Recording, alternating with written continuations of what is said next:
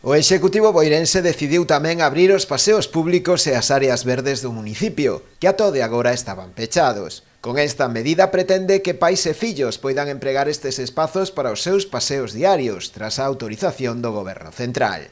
Así manteránse abertos os paseos marítimos de Carragueiros, Barrañas, Carabote ou da Ribeira Grande, e tamén os paseos do río Obreiro e do estuario do río Coroño. Está tamén aberto o Parque da Cachada, aínda que só o seu acceso pola entrada principal da avenida de Barraña. Si seguirán pechadas algunhas pasarelas e accesos a varios dos espazos públicos do municipio, ao non poder garantirse que se manteña a distancia de seguridade, e tamén para controlar a entrada de xente e evitar aglomeracións.